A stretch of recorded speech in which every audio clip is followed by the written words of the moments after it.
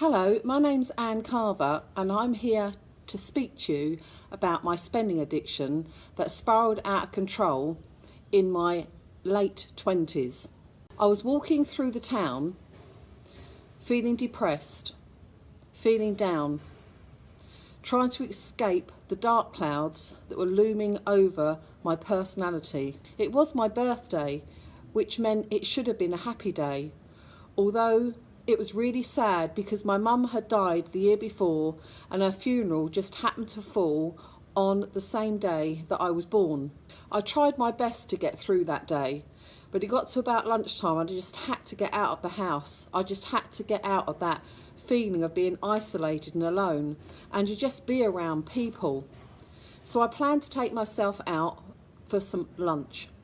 As I was walking through the town on the way to the cafe, there was a bright red daisy displayed on the mannequin in the shop window.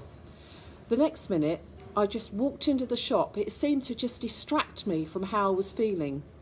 I tried the jumper on and I looked at myself in the mirror. Happy birthday, Anne. I didn't want to take these more lighter feelings off, so I paid for the jumper and I carried on my walk through the town to the cafe. Only this time I noticed that I was looking forward, no longer looking down.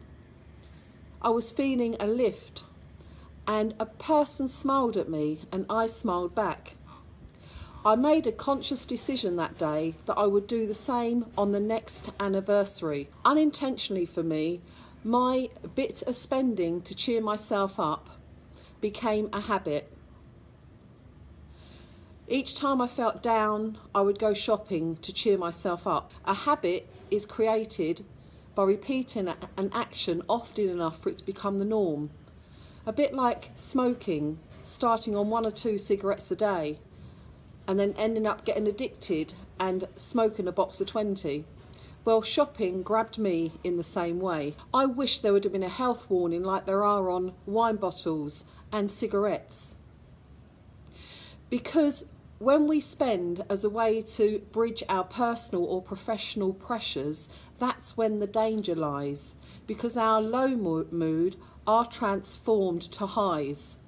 And we only have to do that a number of times before a habit can pave its way forward and even lead to an addiction.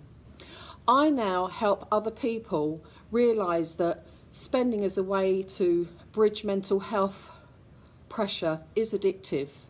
I want people to stop in the moment that temptation strikes and recognise that and stand in the darkness long enough to see the stars or ask for help.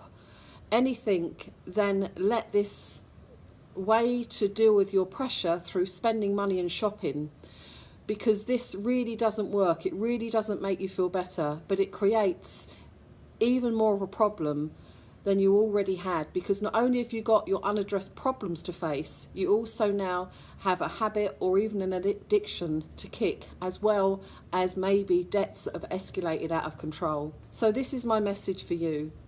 I'm now 10 years through the other side of my spending problem, and I know I am enough. I've dealt with my problems, thankfully.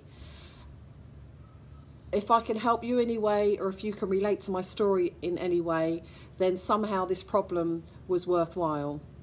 Thank you for listening. My name is Ann Carver and I'm recovered from a spending problem. Thank you.